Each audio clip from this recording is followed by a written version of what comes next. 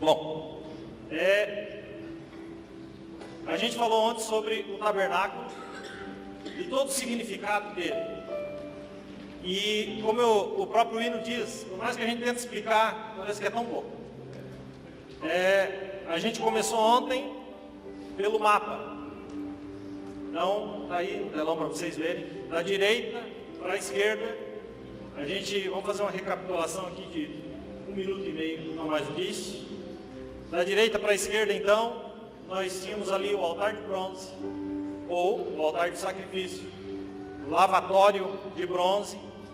Entramos dentro do tabernáculo, mesa do pão da propiciação, ou a mesa dos pães, do lado direito. Do lado esquerdo, o candelabro de ouro. Chegávamos um pouco mais adiante e nos deparávamos então com o altar do incenso. E ali terminávamos o lugar santo, o lugar dos amigos. Para chegar no lugar dos íntimos, passava-se então pelo véu. E chegávamos então no lugar santo dos santos, onde tínhamos a arca da aliança. Falamos então da parte interna do tabernáculo. E aí, essa figura a gente consegue perceber claramente. Um portão de 10 metros de largura. E aí chegava no pátio e se deparava com toda essa mobília que eu disse, com todos esses elementos tão profundos em significado. Lembrando que todo o pátio, todo aquele muro que circula o tabernáculo, ou seja, o terreno, tinha apenas 1.250 metros.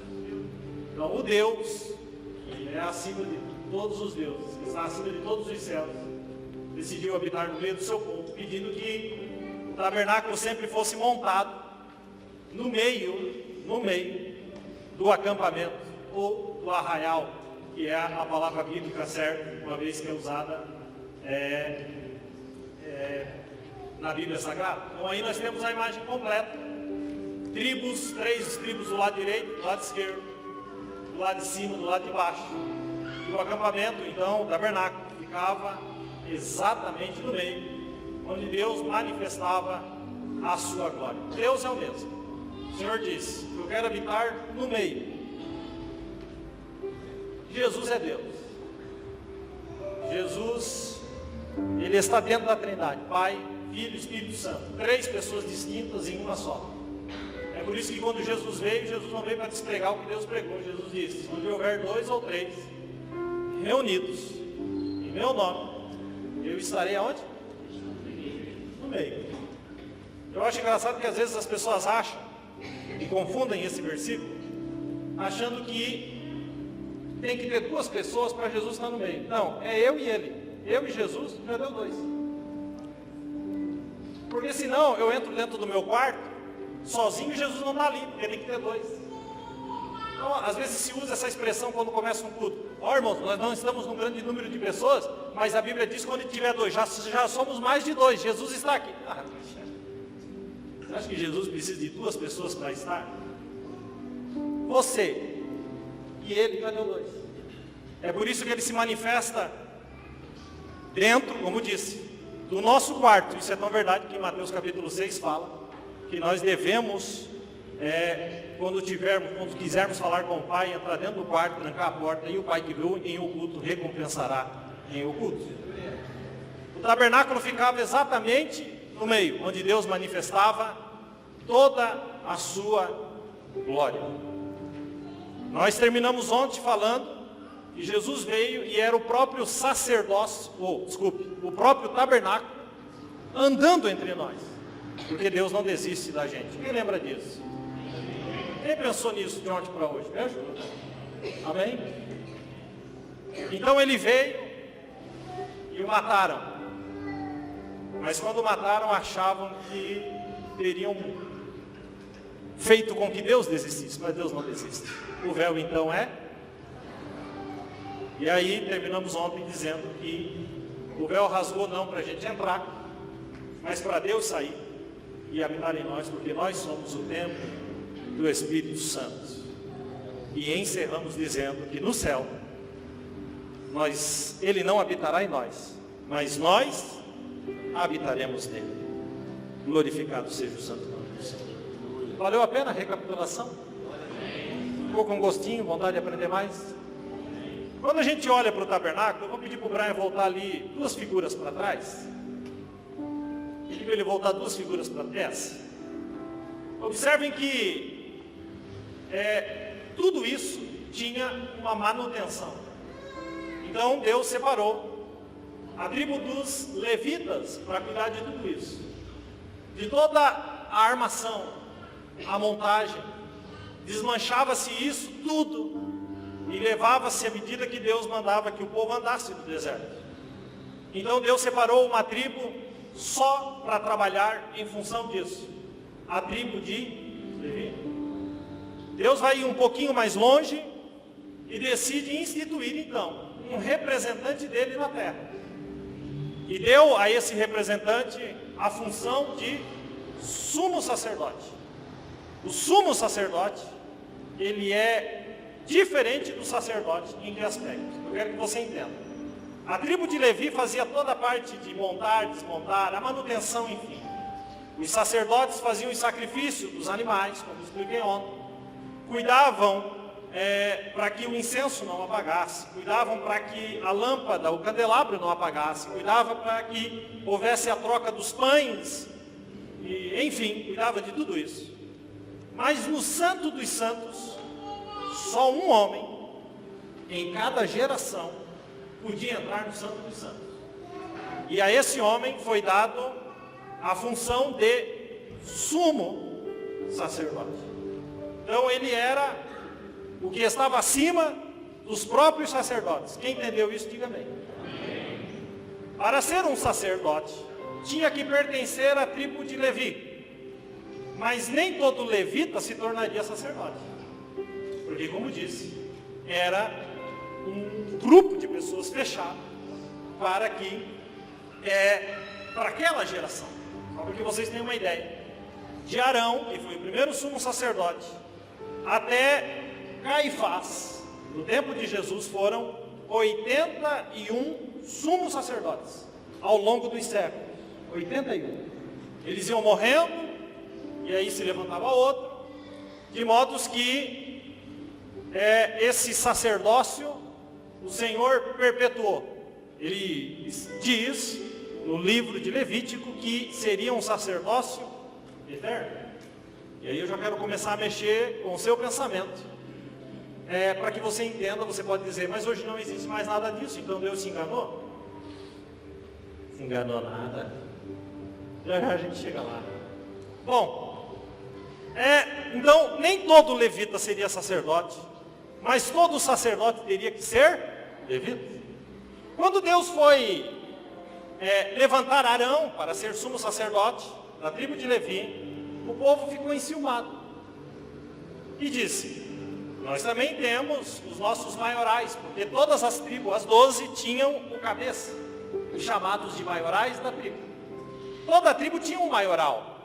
Da tribo de Levi era Arão. Então os outros 11 ficaram com ciúmes. E isso irritou Deus.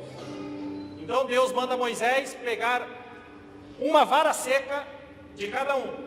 Lembrando que a vara seca era algo absolutamente usável naquela época, ainda porque se caminhava no deserto, em terreno arenoso. Então se usava aquilo até para um apoio. Então veio os 11 e Arão, o 12º, e trouxe cada um a sua vara seca, obviamente, e com um nome em cima. Moisés então coloca elas encostadas na parede e diz ao povo que algo aconteceria, porque quem escolhe é Deus. No dia seguinte, em Números capítulo 17, versículo 8, diz que a vara de Arão, sem ter raiz, absolutamente seca, a vara de Arão produziu flores, brotava renovo ou pequenos brotinhos e deu amêndoas. Vou repetir isso para você. Num período máximo de 8 horas, uma vara seca, encostada na parede, sem água, completamente livre do chão arenoso, sem vida nenhuma. Em um prazo de 8 horas, ela produziu flores. E a expressão brotava renovo significa que quando Moisés chegou, haviam 12 varas, 11 absolutamente secas. Mas a de Arão estava brotando a olho nu. A olho nu os brotos. Ele viu brotar. A olho nu. E não só isso, produzia amêndoa. Isso é um sinal claro de que ministério quem dá é Deus. É por isso que muita vara seca se quebra. Por quê? Porque ele quer forçar algo que não é produzido por mão humana. Ministério quem dá é Deus. É Deus que dá. O sinal vem dele. Podem se ciumar, podem discordar, podem tacar pedras, podem fazer o que quiser, mas é Deus quem dá. É Deus quem dá. Todos ao redor percebem isso. Deus deu então o sacerdócio para Arão e também para os seus filhos, Nadab, Abiú, Eleazar e Itamar. Pastor, onde está isso? Em Êxodo, nos capítulos 28 e 29. Tudo isso tem anotado na sua apostila. Depois você pode confirmar na sua casa. O que eu acho interessante é que mesmo Deus separando, porque quis separar Arão e os filhos, o Senhor diz: do jeito que vocês estão vestidos não me serve. Eu quero que vocês se santifiquem em tudo. Então Deus manda fazer as vestes sacerdotais. Está lá em Êxodo, capítulo 28, 4. A imagem foi colocada ali.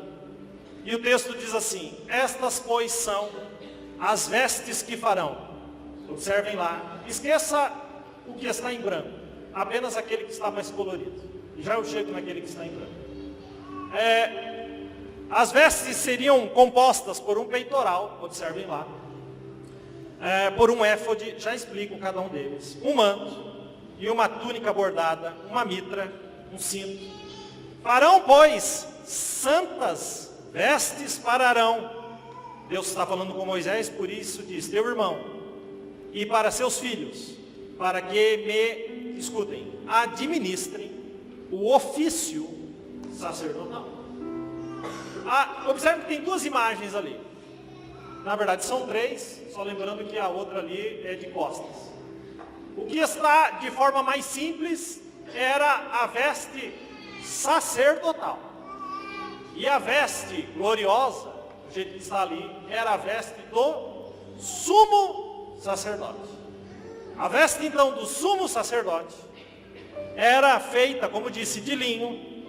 E ontem nós falamos que o linho fala do revestimento da santidade de Deus, que não é feito por força humana, mas as vestes são esbranquiçadas ou branqueadas pelo próprio Deus.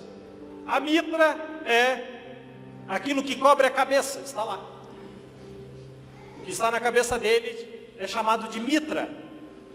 O que eu acho interessante na mitra é que Deus mandou colocar uma placa bem aqui na testa, onde a mitra se encaixava. E ali estava escrito nessa placa: separado ao Senhor. Em outras palavras, ninguém mais usa, só o Senhor.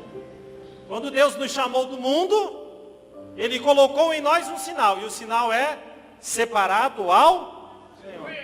Não é para o diabo ficar te usando, ele não tem essa autoridade. Você foi separado ao Senhor. Quantos podem louvar a Deus por isso?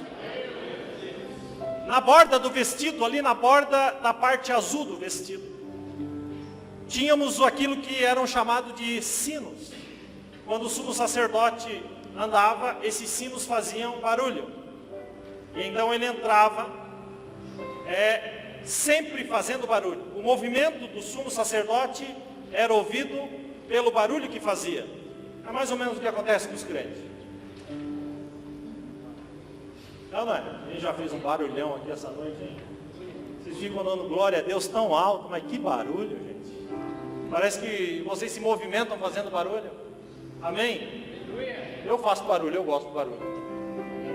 E por fim o éfode, que era a parte colorida. O peitoral tinha 12 pedras. Uma pedra para cada tribo. E então ele entrava representando as 12 tribos. E na esquerda do peitoral e na direita do peitoral, nas extremidades, tinham Urim e Tumim, chamado de peitoral da decisão. Então o sumo sacerdote consultava a Deus com esse peitoral e Deus respondia no sumo sacerdote. Esse sumo sacerdote, preste atenção nisso, ele só podia entrar no santo, irmãos, escute, o santo dos santos, nunca, jamais, em nenhuma hipótese, poderia entrar lá alguém que não fosse o sumo sacerdote. E detalhe, não era todo dia, porque a casa não era dele, a casa era de Deus. Então uma vez por ano, ele matava um animal, pegava o sangue desse animal, entrava lá dentro do sumo sacerdote, do santo dos santos, e ali ele derramava sangue pelo pecado de todo o povo, exatamente naquela figura. O que eu acho interessante é que ele trazia na mão o incensário, o sangue. Quando ele chegava na porta do santo dos santos, do lado de dentro tem a arca da aliança. Ele não ia entrando de qualquer jeito. Ele tinha uma corda amarrada na cintura. E aí ele pegava o incensário, da onde saía a fumaça do incenso. E ele colocava no vão do véu. E ele batia aquele incensário lá dentro. Quantas vezes? Até que aquele pedaço, o Santo dos Santos, que era um pedaço de 25 metros quadrados, portanto não tão grande, se enchesse com a fumaça do incenso.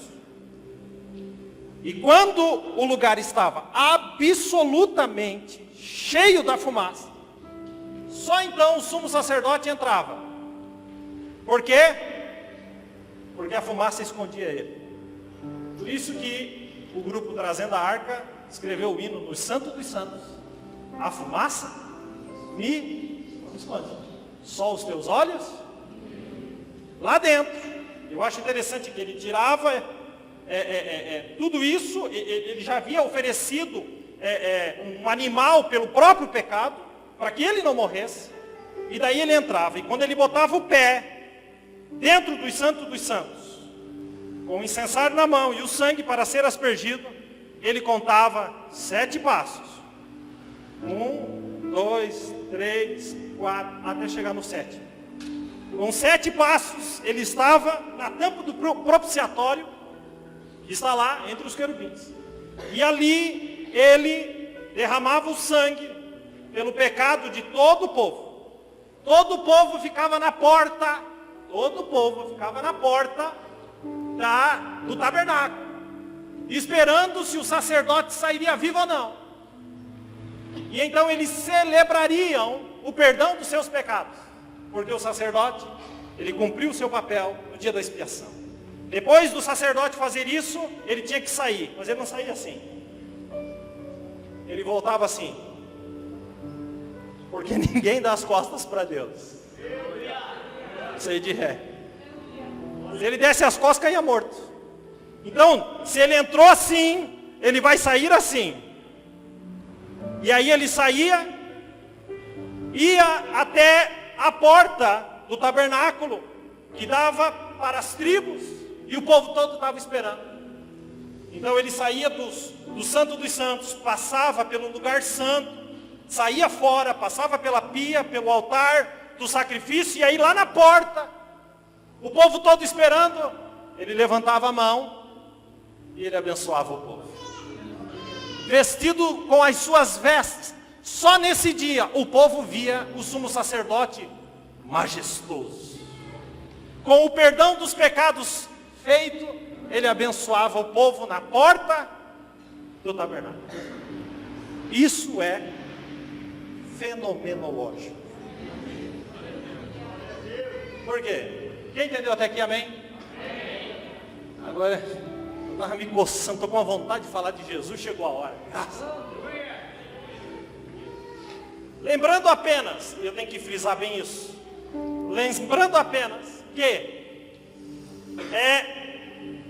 o sacerdote, o sumo sacerdote, só poderiam vir da tribo de Repita comigo, da tribo de? Ponto final. Não poderia vir de outra tribo de forma alguma.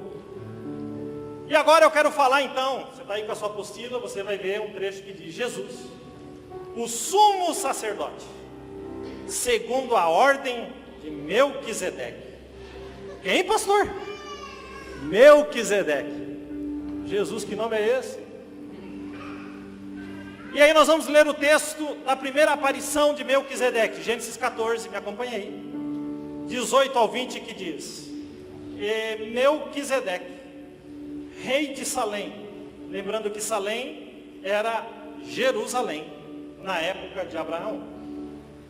Observe, Melquisedeque, rei de Salém, trouxe pão e vinho, diga pão e vinho. E era este sacerdote do Deus Altíssimo. E abençoou, e disse, ele se apresenta a Abraão, e abençoou Abraão e disse: bendito seja Abraão, até que Deus não havia mudado o nome de Abraão para Abraão, pelo Deus Altíssimo, aquele que é possuidor dos céus e da terra. Bendito seja o Deus Altíssimo, que entregou aos teus inimigos, os teus inimigos, nas tuas mãos. Aí então, Abraão deu-lhe o dízimo de tudo. É o que está escrito no texto. A gente observa uma figura absolutamente misteriosa. Melquisedeque não tem pai. Melquisedeque não tem mãe. Melquisedeque não tem genealogia. Melquisedeque aparece do nada. Pum! Diante de Abraão. E o que Melquisedeque traz para Abraão? É pão e vinho. Melquisedeque é aquilo que muitos creem, eu também creio, uma teofania. É quando o próprio Cristo aparece no Velho Testamento. Por quê? Porque só quem dá pão e vinho é Jesus. Por quê? Porque é o símbolo da carne e do sangue. Então a primeira coisa que ele oferece a Abraão é o quê? O seu próprio sacrifício. Escute, não há nada que você faça para que você seja perdoado dos seus pecados, porque Cristo já fez. Quem entra com a carne e o sangue, o sacrifício é Ele, não é você. Então a primeira coisa é aceitar o seu sacrifício. Então Abraão se levantou e pegou o pão e o vinho, símbolos da carne e do sangue de Jesus, e aceitou aquilo. Quem aqui já aceitou o sacrifício de Jesus um dia, diga glória a Deus. Uma vez, observe a sequência, uma vez que ele foi alcançado pelo sacrifício, a Bíblia diz então que Melquisedeque, Cristo do Velho Testamento, estende a mão e abençoa Abraão. O único que abençoa é o Senhor. No fim da bênção, do sacrifício e da bênção, então Abraão, ele dá o dízimo de tudo que tinha, reconhecendo a superioridade daquele que ele havia encontrado. Até aqui tudo bem. Mas o mistério começa a ser descortinado no Velho Testamento, no Salmo 110, tem aí na sua apostila. O versículo 4 que diz: jurou o Senhor e não se arrependerá. Tu és um sacerdote, diga comigo, eterno, segundo a ordem de... Aí é que eu assustei. Por que ele não é segundo a ordem de Levi? Ou da tribo de Levi, mas segundo a ordem de Melquisedeque? Vamos caminhando. Hebreus 6, 19 e 20 diz aí: a qual temos como âncora da alma. Ele vai falar de Cristo. Segura e firme o que penetra até o interior do véu. Onde, o interior do véu é o Santo dos Santos. Onde Jesus, nosso precursor, o que ele fez? Entrou por nós e derramou o sangue dele lá. E esse Jesus foi feito eternamente sumo sacerdote, segundo a ordem de... O que eu começo a perceber é que o sacerdócio levítico era transitório. Por quê? Porque o sumo sacerdote ia morrendo. Um sacerdote para cada geração. Logo, esse sacerdócio era imperfeito. Ele trazia o perdão dos pecados, mas o povo se acostumou a isso, a sempre levar um animal para morrer no seu lugar. E isso trazia uma imperfeição. Deus então vai levantar uma nova ordem de sacerdócio, não dos levitas, mas de Melquisedeque. Aí você vai falar, mas quem é Melquisedeque? E aí nós temos uma breve biografia em Hebreus capítulo 7, do 1 ao 4. Porque esse Melquisedeque era rei de Salém, sacerdote do Deus Altíssimo, e que saiu ao encontro de Abraão, quando ele regressava da matança dos reis, e o abençoou. A quem também Abraão deu o dízimo de tudo. E primeiramente é por interpretação, esse Melquisedeque, rei de justiça. Depois, rei de Salém. E depois, rei de paz. Esses atributos não podem ser dados a um ser humano, a não ser a Jesus. Então ele traz a revelação. E ele vai mais longe, ele diz, sem mãe, sem pai, sem genealogia, não tendo princípio de dias, nem fim de vida, mas sendo feito semelhante ao Filho de Deus, permanece sacerdote para considerai, pois, ele está falando para nós, quão grande era este Melquisedeque, a quem até o patriarca Abraão deu os dízimos de todos os despojos. Melquisedeque é superior. E agora o Senhor ia levantar um novo sacerdócio segundo a ordem de Melquisedeque. Por quê? Porque era perfeita. Veja o que o texto diz. Esse Melquisedeque não tem princípio de dias, nem fim de vida. O que é isso? Eternidade. Não tem princípio, não tem fim. Não tem mãe, não tem pai, não tem genealogia. Por quê? Porque ele é antes que o mundo existisse. Ele é eterno. E o que o escritor aos Hebreus estava querendo dizer era que esse é muito maior do que Abraão. Por quê? Porque o maior abençoa o menor. Logo, se Abraão, que era o pai da fé, que os judeus tinham como o top, se esse Abraão se ajoelhou diante desse sumo sacerdote, ele está falando, imagina quem é esse sumo sacerdote. Para até Abraão se ajoelhar diante dele. Agora ele vai trazer uma peculiaridade. A Bíblia diz, nós acabamos de ler, que Melquisedeque era rei. Quem leu isso? Rei de Salém, rei de justiça, rei de paz. Quantas vezes rei? Quantas vezes rei? Pai, Filho. É por isso que em Isaías 6, na visão de Isaías, ele viu os serafins que voavam ao redor do trono com 6 asas. Com 2 batiam as asas, com 2 cobriam o rosto, com 2 cobriam os pés. E falavam. Por quê? Santo Pai, Santo Filho, Santo Espírito Santo. Santo, Santo, Santo. Santo, Santo, Santo. Santo, Santo, Santo. 3. Santo, Santo, Santo. 3 em 1. Aí ele diz assim, Santo, Santo, Santo, é o Senhor dos exércitos. Toda a terra está cheia da sua glória. O Santo, Santo e Santo está aqui nessa noite conosco. Quantos já estão sentindo a presença dele nesse lugar? Ele era triplamente rei. Vocês concordaram comigo? Rei de justiça, rei de Salém, rei de paz. Triplamente rei. Mas não foi dado aos levitas serem reis. Deus não levantou os levitas para serem reis, apenas sacerdotes. Mas Melquisedeque, que vem antes do tabernáculo de Moisés, a Bíblia diz que ele era rei e sacerdote.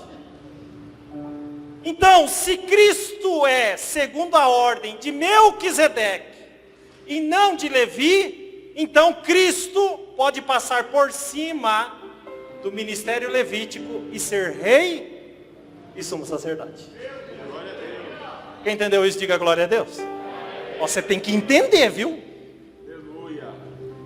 Então ele era rei e sumo sacerdote.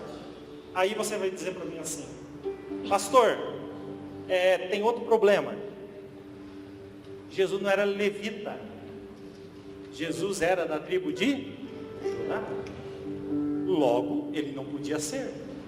Mas ele não era do tabernáculo terreno, mas segundo a ordem de Melquisedeque.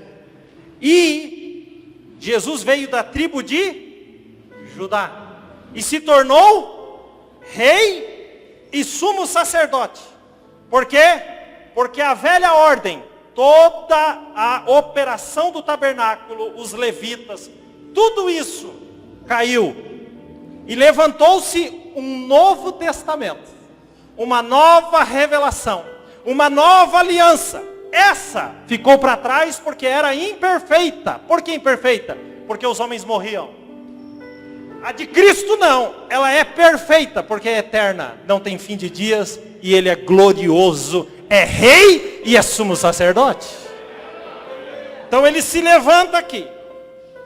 Quando eu ouço alguém dizer para mim assim: pastor, eu sou levita, dá vontade de eu sair correndo assim, me jogar, cair de peito lá na praça assim. Dá vontade de sair rolando aqui a escada baixa, comer um pedaço desse concreto. Quando um cidadão ou uma cidadã diz para mim: eu sou levita, ele está desenterrando, em primeiro lugar, o que Jesus já enterrou. Primeiro que você não é levita coisa nenhuma, porque a menos que alguém levante aqui e diga: não, pastor, eu sou judeu da tribo de Levi. Eu sou mesmo. Você nasceu lá. Agora, vincular isso a quem canta é uma insanidade do meio evangélico. Vincular isso para quem toca é uma insanidade que o meio evangélico produziu. Para quê? O povo pecar. Foi aquilo que está escrito em Oséias: o povo peca por falta de... Hoje você está adquirindo conhecimento. Quando alguém diz: eu sou levita. Ninguém é levita porque toca. Até porque, se os levitas são os que tocam, então ninguém montava o tabernáculo, né? Eles ficavam só tocando.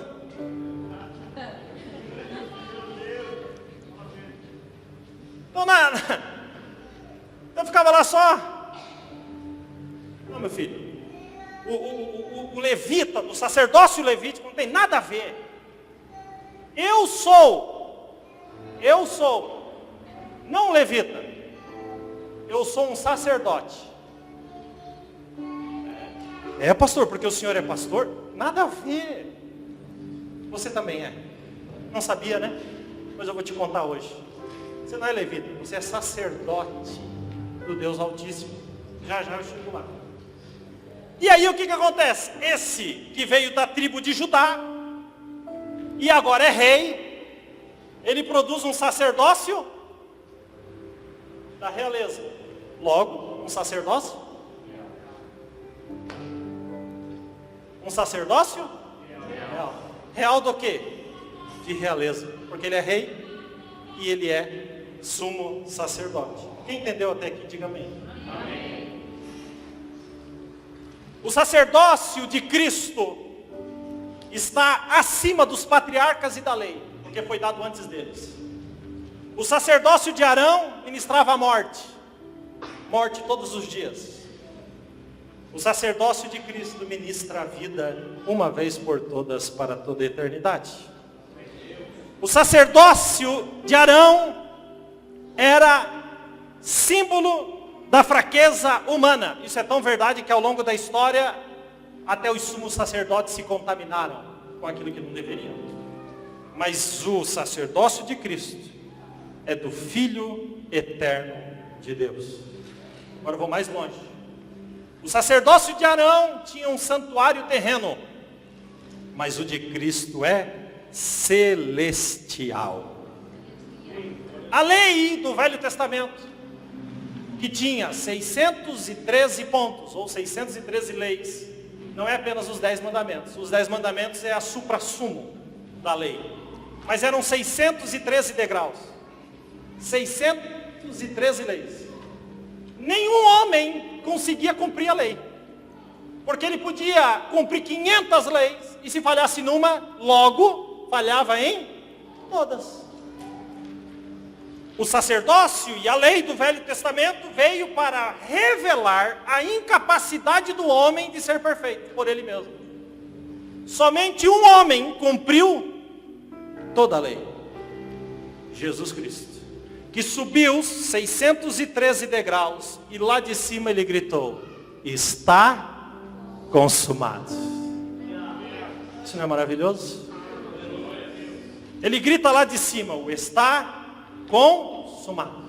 E quando ele grita lá de cima, está consumado, ele rasga a lei, que produzia a morte, a incapacidade do homem de se achegar a Deus. E agora ele pega essa lei que produzia a morte, que era contrária a nós, e como eu já falei 1 milhão de vezes, e vou falar mais uma vez, ele pega essa lei, picota e prega na cruz. Por quê? Porque o preço foi pago. E agora, nós não estamos debaixo da escravidão da lei, mas da liberdade do Espírito. Quem aqui se sente livre? Paulo, entendendo isso, escreveu em Romanos 7,6.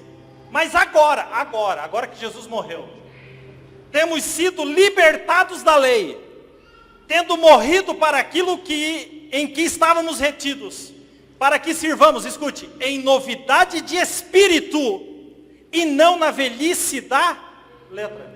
Ele está dizendo, esquece a lei, a graça chegou. Esquece o mérito próprio, você nunca vai conseguir, mas venha para a graça, favor imerecido, onde você é lavado e remido pelo sangue de Jesus. Nós somos livres. E aí 2 Coríntios 3,6 diz, o qual nos fez também capazes de ser ministros de um novo testamento. Diga, eu sou ministro de um novo testamento. Não da letra, mas do Espírito. Por quê? Porque a lei, a letra, mas o Espírito, eu estou vivinho da Silva aqui com Jesus. Tem mais gente viva aqui comigo? Diga glória a Deus. Então eu sou livre. E o que eu acho mais engraçado é que as pessoas acham que a gente é escravo. O mundo acha que a gente é escravo. Sou nada. Eu sou livre em Cristo Jesus. Você sabe por quê? Por uma simples verdade. Quem lembra? João 8,36. Se pois o Filho vos libertar,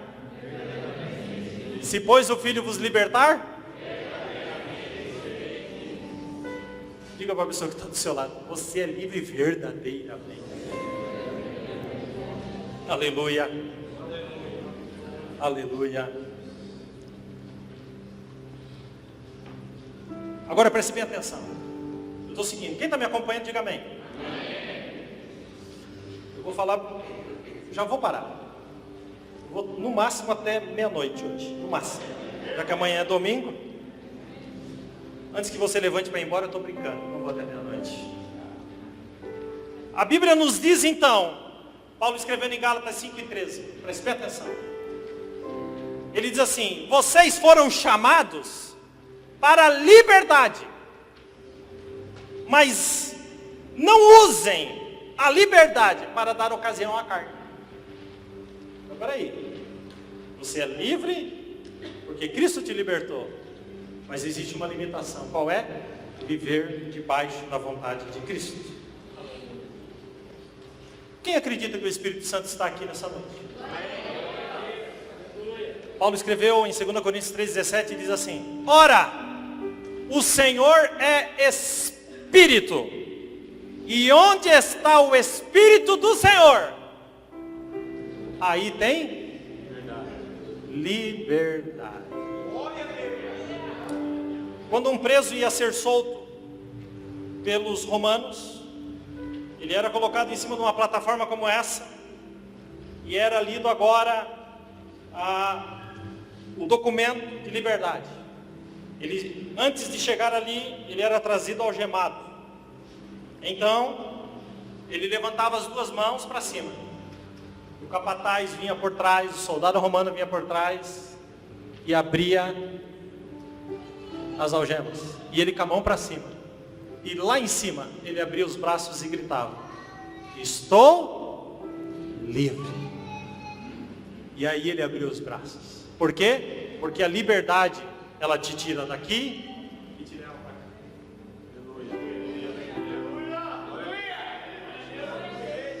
E como é triste às vezes a gente perceber tanta gente algemada que não é capaz.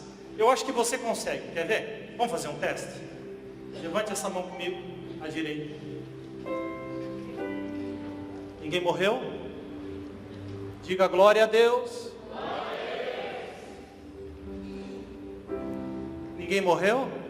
Meu filho, você é livre. Levante as tuas mãos e glorifique o Senhor. Você não vai morrer, você vai viver.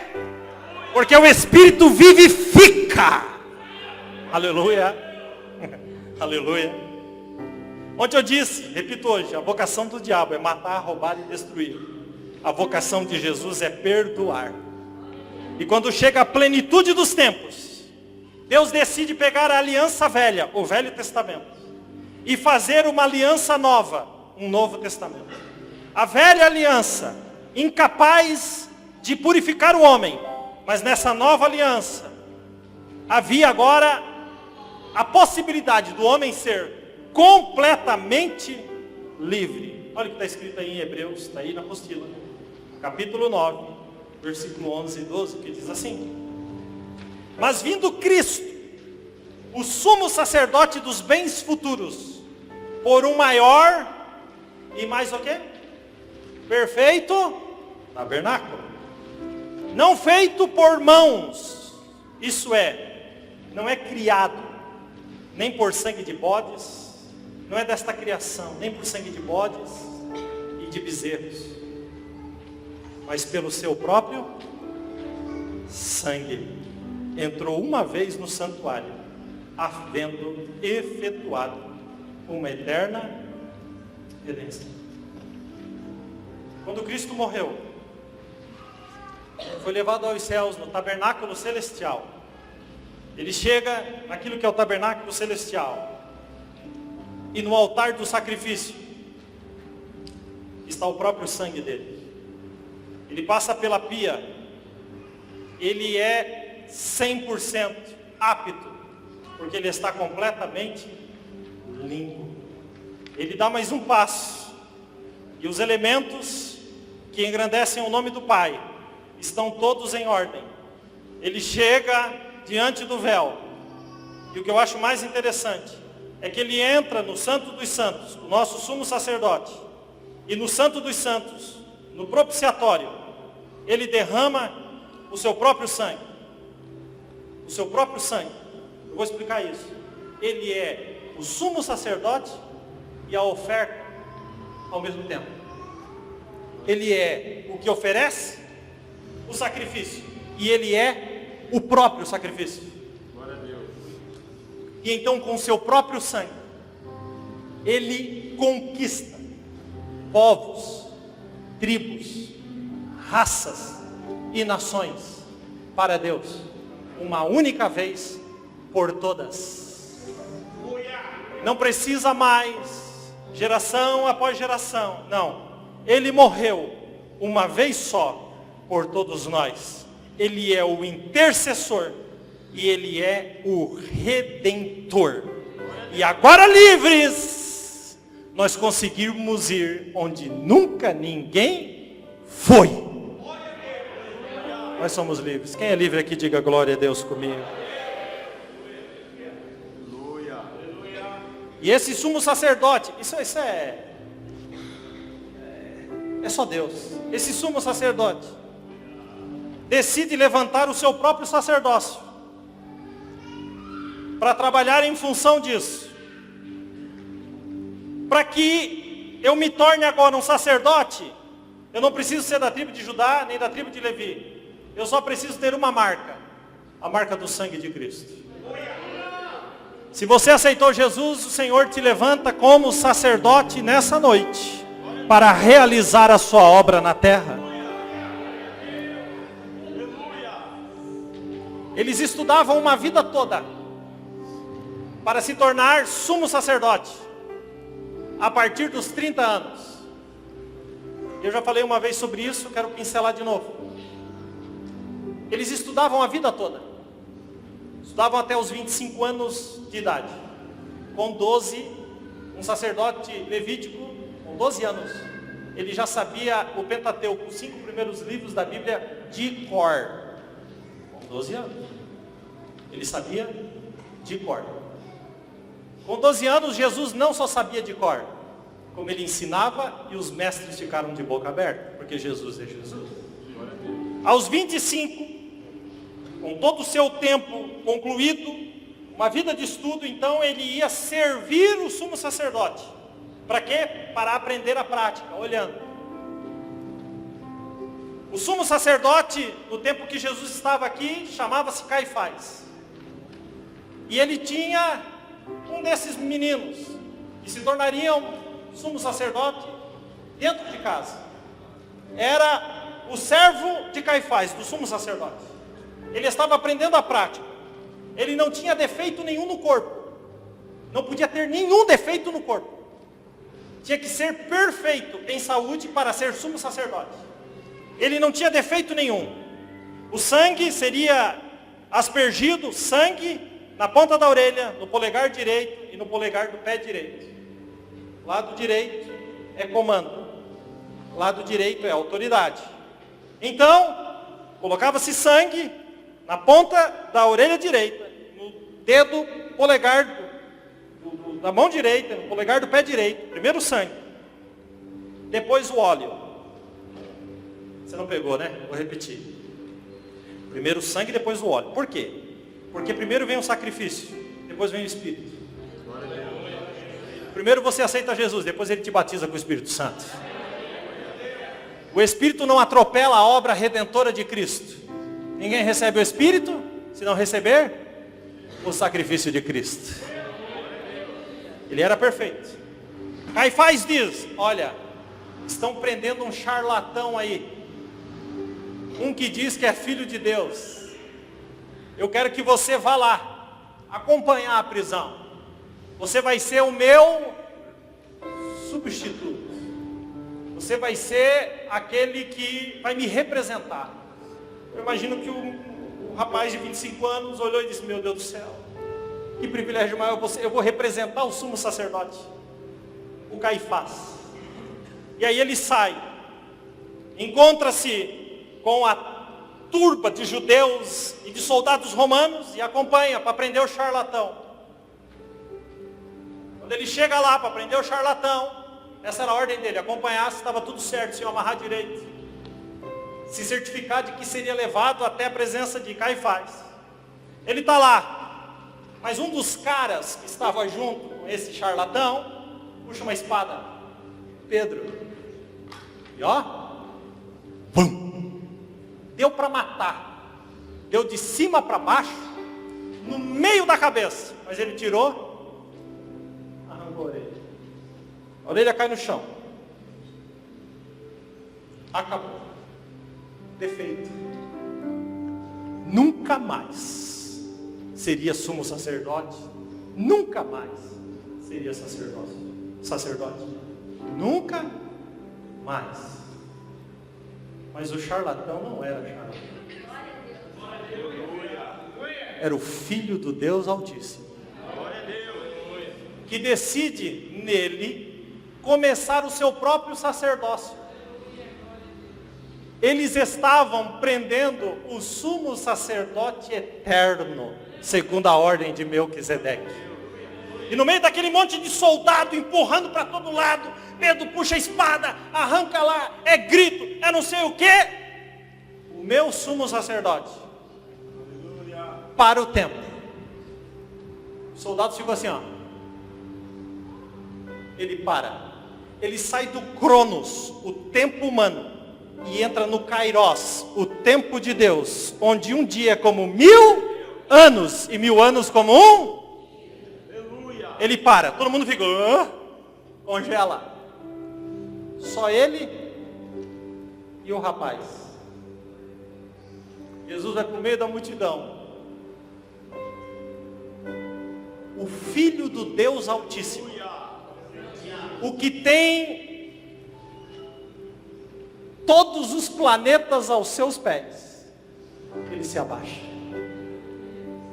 Para começar, um sacerdócio, porque ele não trabalha em pessoas perfeitas, mas ele aperfeiçoa os imperfeitos. Então ele se abaixa e ele junta do chão a orelha. Gente, era de noite. Tem gente que acha uma orelha. Sangue para todo lado. Ele pega na mão do rapaz, que tinha os seus sonhos destruídos ali. Jesus pega, encosta a orelha do moço, no lugar certo. E quem fez a orelha foi ele. E quem fez a cabeça foi ele. E quem fez o corpo humano foi ele.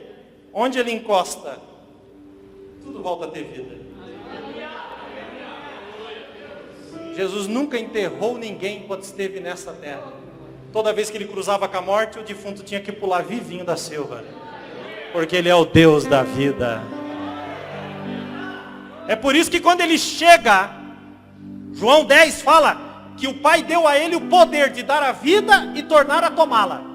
É por isso que quando ele chega na porta do túmulo de Lázaro, ele diz, Lázaro, vem para fora. Por quê? Ele chamou o nome. Porque se ele diz assim, vem para fora, acabou. Saía tudo osso debaixo da terra, todas as gerações iam vir para fora. Então ele foi específico, Lázaro, vem para fora. Porque ele dá a vida, ele tira e ele torna a dar. Porque ele é Deus. Então ele junta a orelha, cola. Ele encostou, acabou. Encostou.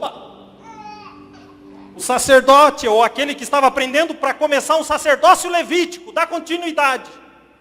Tem a mão de Jesus no lado da sua cabeça. E Jesus olha para dentro dos olhos dele e diz, ô mal. Ô mal. Eu vou começar contigo. Um plano eterno de sacerdócio.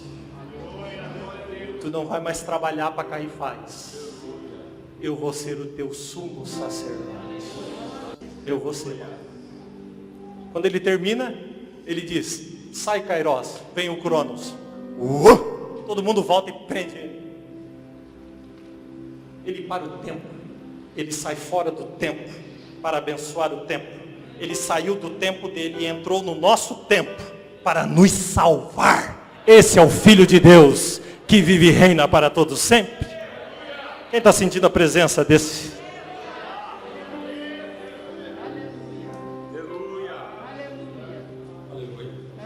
É por isso que lá em Hebreus está aí 10, de 19 a 23. Não precisa nem acompanhar, depois você lê na sua casa. Diz assim, tendo pois, ele está dizendo, quem entendeu o que eu preguei aqui, diga amém.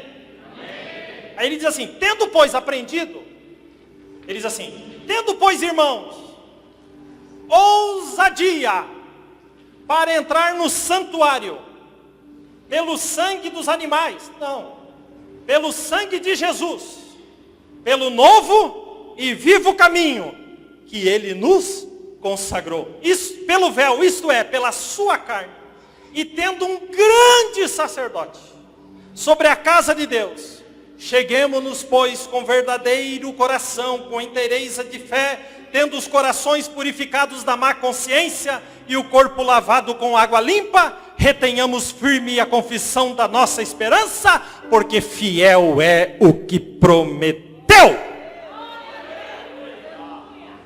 Aí ele faz tudo isso,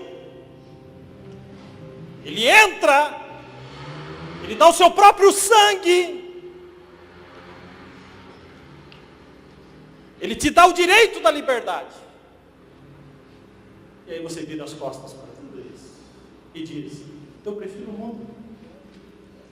Eu prefiro a minha vidinha no mundo. Eu prefiro os prazeres da noite. Eu prefiro os prazeres da vida. E dá as costas para todo esse sacrifício. Quando Jesus morreu, ressuscitou, ele foi levado aos céus. Quando ele chegou lá, o Salmo 110, versículo 1 diz que Deus disse para ele: assenta-te à minha direita, até que ponha os teus inimigos por estrado dos teus. Quem são os inimigos? Aqueles que decidem não se decidir por Cristo. Tudo isso está aqui.